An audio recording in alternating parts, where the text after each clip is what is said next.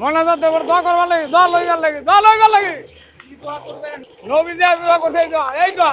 জুলাই বিপ্লবের জন্য আমরা অনেক দোয়া করেছি এবং এখানে যারা আসছে সবাই জুলাই বিপ্লবের মধ্যে যারা নিহত হয়েছে এবং আহত হয়েছে তাদের জন্য বিস্তারিতভাবে দোয়া করা হয়েছে। সারা যত দেশপ্রেম যারা আছে লালন করে এবং দেশের জন্য যারা মৃত্যুবরণ করেছে সবার জন্য আমরা দোয়া করছি। পিছনে জিন্দগিতে যেভাবে চলাফেরা করেছি এখন আর ওইভাবে চলাফেরা করা যাবে না।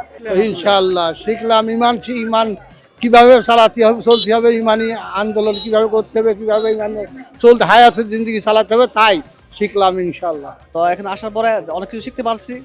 আর পাশাপাশি জুলাই বিপ্লবের জন্য আমরা অনেক দোয়া করেছি এবং এখানে যারা আসছে সবাই জুলাই বিপ্লবের মধ্যে যারা নিহত হয়েছে এবং আহত হয়েছে তাদের জন্য বিস্তারিতভাবে দোয়া করা হয়েছে এবং তাদের জন্য আমরা মঙ্গল কামনা করি। আর আমরা দেশের জন্য অনেক দোয়া করেছি যাতে দেশ দিন দিন ডেভেলপ হতে পারে, ওই জন্য আমরা অনেক দোয়া করেছি। জুলাই বিপ্লব শহীদের জন্য আমরা প্রথমে দোয়া করেছি যারা শহীদ হয়েছে আল্লাহ যাতে তাদেরকে মাফ করে এবং তাদের ফ্যামিলিকে আল্লাহ তাআলা যাতে ধৈর্য দান করে, তৌফিক দান করে এবং যারা আহত হয়েছে তাদেরকে যাতে আল্লাহ তাআলা মানে ধৈর্য দান করে, তৌফিক দান করে এবং পাশাপাশি তারা যাতে একটা কিছু করতে পারে আর্থিকভাবে এবং সামাজিকভাবে, ওই জন্য আমরা তাদের জন্য দোয়া করেছি। শেষ সময় আমরা আসছি এখানে পুরা জাতির মুসলিম জাতির কল্যাণে আমরা সবাই একে অপরের জন্য দোয়া করলাম এবং ইসলামের খুঁটিনাটি সম্পর্কে এখানে হুজুররা যেই আমাদেরকে পথ দেখানোর বয়ান করলেন, আমরা একে অপরের জন্য দোয়া করব এবং পালন করার চেষ্টা করবো ইনশাআল্লাহ। আমাদের এই প্রথম পর্বের ইজতেমা আজকে শেষ হয়েছে। তো সকল উম্মার জন্য দোয়া চাওয়া হয়েছে, সবার জন্য দোয়া করা হয়েছে এবং দেশের জন্য দোয়া চাওয়া হয়েছে, দেশের জন্য দোয়া করা হয়েছে যে দেশ যত সুন্দরভাবে চলে এবং সকল মুসলমান যত এক প্ল্যাটফর্মে যেতে পারে দিন ইসলাম পালন করতে পারে এবং সকল মুসলমানদের জন্য দোয়া করা হয়েছে। বিশেষ করে যেসব দেশের মধ্যে মুসলমানরা নির্যাতিত নিপীড়িত তাদের জন্য আজকে দোয়া করা হয়েছে।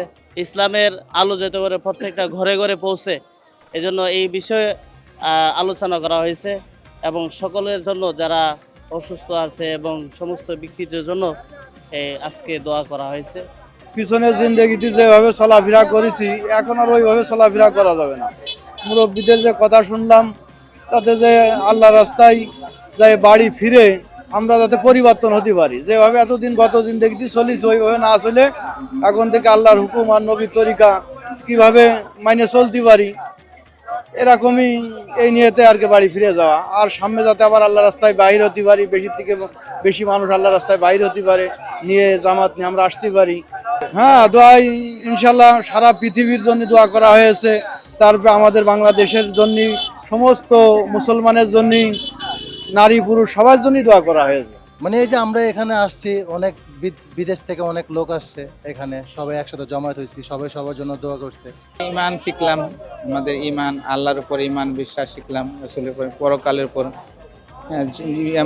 বিশ্বাস শিখলাম যে কীভাবে আমল করতে হবে, কীভাবে চলতে হবে, পরের উপকার করতে হবে, পরের কেউ যেন আমাদের প্রতি আমাদের কেউ যেন ক্ষতি না হয়, সকলের যেন উপকার হয়, মহিলা পুরুষ সারা দেশের সমস্ত ইমানদার এবং যাদের ইমান নেই তারাও যেন কীভাবে উপকার হতে হবে সেটা আমরা শিখলাম।